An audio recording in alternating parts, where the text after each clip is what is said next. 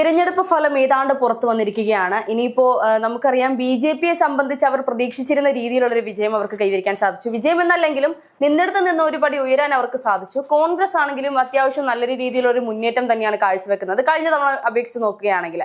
പക്ഷേ LDF-നെ സംബന്ധിച്ച് ഇത്രയും നാളുണ്ടായിരുന്ന അവരിൽ പലരും പറഞ്ഞിരുന്നു, നമ്മൾ കേട്ടിരുന്നു, പല LDF പ്രവർത്തകർ അല്ലെങ്കിൽ CPM നേതാക്കന്മാരൊക്കെ പറയുന്നത് നമ്മൾ കേട്ടിരുന്നു, ഭരണവിരുദ്ധ വികാരം ഒരിക്കലും ഈ ഒരു തെരഞ്ഞെടുപ്പിൽ ബാധിക്കില്ല. ഇതൊക്കെ എങ്ങനെയാണ് ജനങ്ങളെ ബാധിക്കുന്നത്?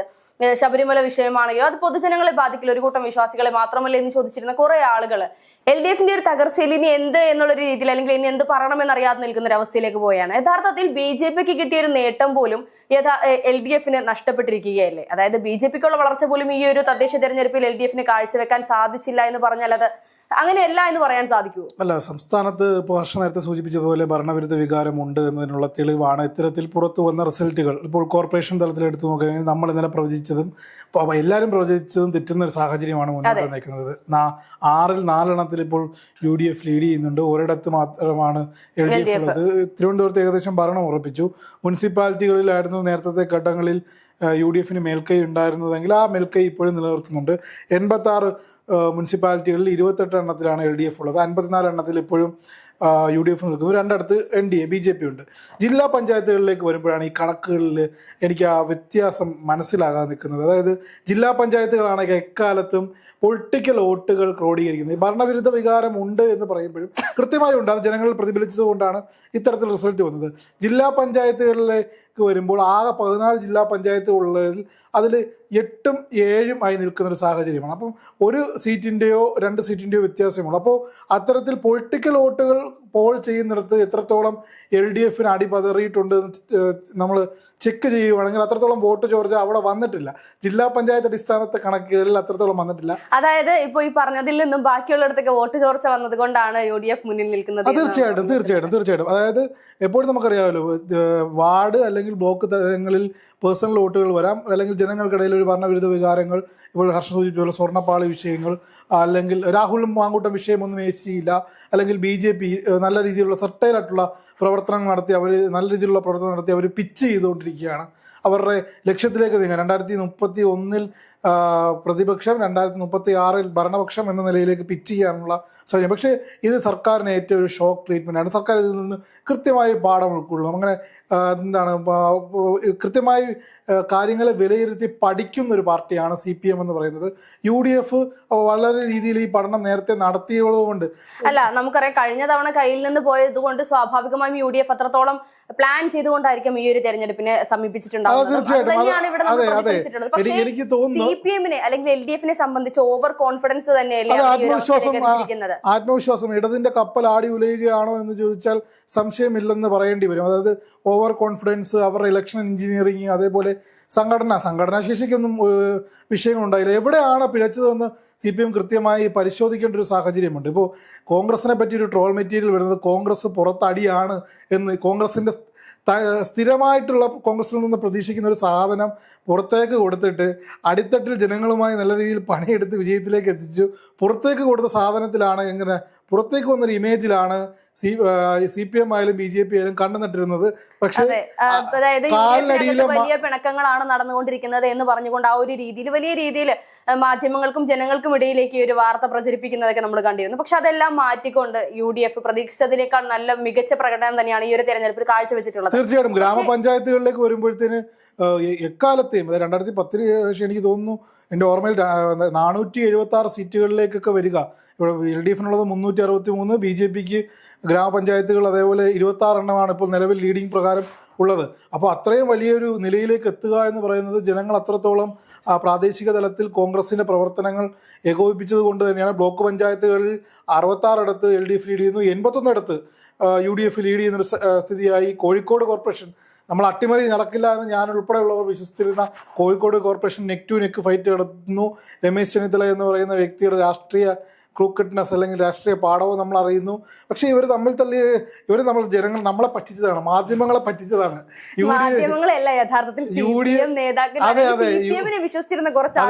UDF കോൺഗ്രസ് എന്ന് പറയുന്നത് don't under estimate the Congress എന്ന് രാഹുൽ രവീന്ദ്രൻ പലപ്പോഴും പറഞ്ഞപ്പോഴും ഞാനത് പുച്ഛിച്ച് തള്ളിയിട്ടില്ല, എന്നാലും പരിഹാസ രൂപേണ അവനെ പക്ഷെ കളിയാക്കി. ആ ഒരു സമയത്ത് ഇപ്പൊ കെബിൻ ചേട്ടൻ ഉൾപ്പെടെയുള്ളവർ പറഞ്ഞൊരു കാര്യം ഉണ്ടായിരുന്നു, ഇതൊക്കെ ഇങ്ങനെ സംഭവിക്കണമെങ്കിൽ എന്തെങ്കിലും ഒരു മിറാക്കിൾ സംഭവിക്കണം, അല്ലെങ്കിൽ അത് ആ ഈ അത്ഭുതം മിറാക്കിളാണ് ഇപ്പോൾ സംഭവിക്കണം എന്ന് പറയുമ്പോൾ സംഭവിച്ചിരിക്കുന്നത്. അന്നും രാഹുൽ രവീന്ദ്രനും രോഹിത് ചേട്ടനൊക്കെ ഇത്തരത്തിൽ ഈ ഒരു അത്ഭുതമായ ഒരു പ്രകടനം തന്നെ കാഴ്ചവെക്കുമെന്നും പണ്ട് കേരളത്തിൽ ഒന്നുമല്ലാതിരുന്ന കോൺഗ്രസ് ഉയർത്തെഴുന്നേറ്റ സാഹചര്യം വീണ്ടും കേരളത്തിൽ ഉണ്ടാകുമെന്ന് പറഞ്ഞപ്പോൾ കെബിൻ ചേട്ടൻ ആ സമയത്തും പറഞ്ഞിരുന്നു ഒരിക്കലും അങ്ങനെ ഉണ്ടാകില്ല, ഭരണവിരുദ്ധ വികാരമോ അല്ലെങ്കിൽ സർക്കാരുമായി ബന്ധപ്പെട്ടുള്ള ഒരു വിഷയങ്ങളും സാധാരണ ജനങ്ങൾ വിലപ്പോകില്ല എന്ന് പറഞ്ഞുകൊണ്ട് വലിയ ആത്മവിശ്വാസത്തോടു കൂടിയായിരുന്നു അല്ല, പറഞ്ഞിരുന്നത്. തീർച്ചയായിട്ടും അതിൽ മറുപടി ഉണ്ട്. അതായത് ഇതുമായി ബന്ധപ്പെട്ട് തദ്ദേശ തെരഞ്ഞെടുപ്പിൽ സ്വർണ്ണപ്പാളി വിഷയമോ രാഹുൽ മാങ്കൂട്ടൽ വിഷയമോ അല്ലെങ്കിൽ BJPയുടെ രാജീവ് ചന്ദ്രശേഖരന്റെ ഭൂമി കുംഭകോണമോ ഒന്നും സ്വാധീനിച്ചിട്ടുണ്ടെന്ന് ഞാൻ ഇപ്പോഴും കഴിയുന്നില്ല. ജനങ്ങൾ അടിക്കാൻ ഒരു വടി കരുതി വെച്ചിരുന്നു. ജനങ്ങളാണല്ലോ ഇപ്പോൾ പല ഘട്ടങ്ങളിൽ നമ്മൾ കൊച്ചി കോർപ്പറേഷൻ ഉൾപ്പെടെ UDF വരുമെന്നുള്ളത് ഞാൻ ഫീൽഡിലേക്ക് ഇറങ്ങി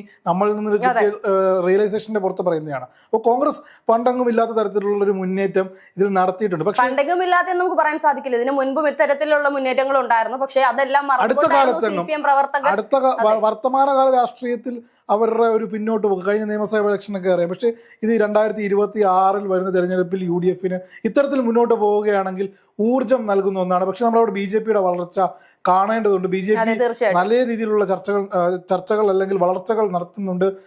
പിന്നെ മറ്റൊരു കാര്യം, CPM അങ്ങനൊന്നും താഴേക്ക് പോകില്ല. CPM ഇത് പഠിക്കുന്ന പാർട്ടിയാണ്. അതായത് CPM LDFന്റെ ആവശ്യമാണ് UDF ഇവിടെ നിലനിൽക്കുക എന്നുള്ളത് മറ്റൊരു. ഇത് പറയുമ്പോൾ കുറച്ച് നാളുകൾക്ക് മുൻപ് നമ്മളിൽ പലരും ചർച്ച ചെയ്തപ്പോൾ പറഞ്ഞിരുന്നു CPMന്റെയും BJPയുടെയും ആവശ്യമാണ് കോൺഗ്രസ് ഇല്ലാതാകണമെന്നുള്ളത്. ഈ രണ്ട് പറഞ്ഞില്ല, BJPയുടെ അല്ല, BJPയുടെയും ഒരേ ആവശ്യം എന്ന് പറയുന്നത് കോൺഗ്രസിനെ ഇല്ലാതെയാക്കണം, അല്ലെങ്കിൽ കേരളത്തിലാണെങ്കിലും കോൺഗ്രസിനെ അടിച്ചമർത്തിക്കൊണ്ട് CPM വീണ്ടും അധികാരത്തിൽ വരണമെന്ന് പറഞ്ഞിരുന്നു. അതുപോലെ തന്നെ CJP എന്നൊരു പാർട്ടി വരെ ഇനി ഉണ്ടാകാൻ സാധ്യതയുണ്ട് എന്നുള്ള രീതിയിലൊക്കെ ഇനിയിപ്പോ വരും ദിവസങ്ങളിൽ വരുന്ന വാർത്തകളിൽ ഇനി കോൺഗ്രസും BJPയും തമ്മിൽ കളിച്ചുകൊണ്ട് CPMനെ തോൽപ്പിച്ചു എന്നുള്ള വാർത്തകൾ ഇനി ചില CPM സൈബർ ഹാൻഡുകളിൽ നിന്ന് വരാൻ സാധ്യതയുണ്ട്. നേതാക്കൾ ഇതൊരു പ്രതികരണം ഒന്നും നടത്തിയിട്ടില്ല. EVM മെഷീൻ BJPയും കോൺഗ്രസും ചേർന്ന് ഹാക്ക് ചെയ്തതാണെന്നുള്ള വാർത്തകൾ വരാം, അല്ലെങ്കിൽ CJP ഇപ്പം ഈ പിടിച്ചെടുത്തതിൽ പലതും നോക്കുകയാണെങ്കിൽ എനിക്ക് നമുക്ക് പരിശോധിക്കാൻ കാണാൻ കഴിയുന്നത് ഈ CPMന്റെ പല സീറ്റുകളുമാണ് BJP പിടിച്ചെടുത്തിരിക്കുന്നത്. അപ്പോൾ ആ അന്തർധാര സജീവമാണോ എന്നുള്ള സംശയങ്ങളും പ്രകടമാണ്. പക്ഷേ തങ്ങൾ തന്നെ ഒരു തോൽവി ഏറ്റുവാങ്ങിക്കൊണ്ട് BJP ഇത്തരത്തിലൊരു വളർച്ചയിലേക്ക് എത്തിക്കുമെന്ന് തോന്നുന്നുണ്ടോ? അല്ല, തീർച്ചയായിട്ടും അത് വരും കാലങ്ങളിൽ പരിശോധിക്കപ്പെടേണ്ട ഒരു രാഷ്ട്രീയത്തിന്റെ ഭാഗമാണ്. മറ്റൊരു കാര്യം, ഞാൻ ജില്ലാ പഞ്ചായത്തുകളിൽ ഞാൻ ഇപ്പോഴും വിശ്വസിക്കുന്നു, ഇപ്പോഴും ഞാൻ അടിയുറച്ച് പറയുന്നു, ജില്ലാ പഞ്ചായത്തുകളിൽ കോട്ടം തട്ടാത്തോളം കാലം എനിക്ക് തോന്നുന്നില്ല. ഞാനും ഹർഷയും രോഹിത്തും അതേപോലെ രാഹുൽ രവീന്ദ്രനും ഒക്കെ ഇരിക്കുന്ന ചർച്ചകളിൽ എപ്പോഴും പറയുന്ന കാര്യമാണ്, ജില്ലാ പഞ്ചായത്തുകളാണ് എല്ലായിടത്തെയും പൊളിറ്റിക്കൽ വോട്ടുകൾ ക്രോഡീകരിക്കുന്നത്. അവിടെ ഒരു വൈരുദ്ധ്യം വരാത്തിടത്തോളം കാലം ഒരുപാട് പിന്നോട്ട് പോയി CPM എന്ന് പറയാൻ കഴിയില്ല. ഞാൻ ഇത്രയും നേരം നിങ്ങളൊക്കെ ചർച്ചയെടുക്കുമ്പോഴും ഞാൻ അതാണ് പരിശോധിച്ചുകൊണ്ടിരുന്നത്. ഏത് ഘട്ടത്തിലാണ് CPMന്റെ പൊളിറ്റിക്കൽ വോട്ടുകൾ ചോർന്നിട്ടുണ്ടോ എന്നുള്ളതാണ് ചോർന്നിട്ടുണ്ട്. പക്ഷേ ബാക്കി എല്ലാ ഘടകങ്ങളിലും CPM ഒരുപാട് പിന്നോട്ട് പോയി. CPMന് അടിപതറി.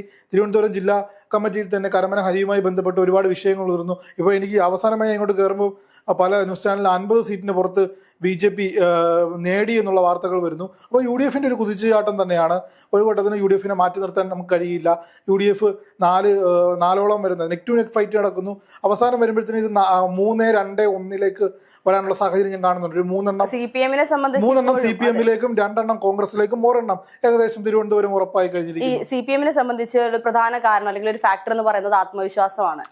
ഒടുവിലെത്തിയാൽ പോലും അവരത് ആ ഒരു നേടുമെന്നുള്ള അതാണല്ലോ അതിന്റെ ഒരു കേഡർ സംവിധാനം എന്ന് പറയുന്നത്. കേഡർ സംവിധാനത്തിൽ നിൽക്കുന്ന ഒരു പാർട്ടി ആകുമ്പോൾ അവസാനം വരെ ആത്മവിശ്വാസവും അല്ലെങ്കിൽ ഇലക്ഷന്റെ പകുതി എത്തുമ്പോൾ ഇതുവരെ ഏതെങ്കിലും നേതാക്കൾ തള്ളി പറയുന്ന ഒരു സാഹചര്യം ഉണ്ടായോ? അല്ലെങ്കിൽ ഞാൻ പറഞ്ഞില്ല, കൃത്യമായി പഠിക്കും. കോൺഗ്രസ് പഠിച്ചതുപോലെ തന്നെ പഠിക്കും. ആത്മവിശ്വാസം അതിൽ കിടന്നു 9.5 വർഷം. ഇപ്പൊ ഞാനും ഹർഷയും 9.5 വർഷം സ്ഥാനത്തിരിക്കുകയാണ്. നമുക്ക് ഒരു ഘട്ടം കഴിയുമ്പോൾ നമുക്കുണ്ടാകുന്ന ആത്മവിശ്വാസം, നമുക്കുണ്ടാകുന്ന പ്രിവിലേജുകൾ നമ്മളെ വല്ലാതെ വിഴുങ്ങും. അത് മനുഷ്യരാണ്. അതുപോലെ പാർട്ടിക്കും അത്തരത്തിൽ സംഭവിച്ചിട്ടുണ്ട്. പാർട്ടി ഇനിയിപ്പോൾ നിയമസഭാ ഇലക്ഷനിൽ തോക്കുകയാണെങ്കിൽ ക്രിയാത്മകമായ പ്രതിപക്ഷമായി ഇരുന്നു കൊണ്ട് കേരളത്തിന്റെ വികസനത്തിന്റെ കാഴ്ചപ്പാടിനും കുതിപ്പിനും വേണ്ടി പ്രവർത്തിക്കും. ഏറ്റവും നല്ല പ്രതിപക്ഷമായി എപ്പോഴും ഇരുന്നിട്ടുള്ളത് CPM തന്നെയാണ്.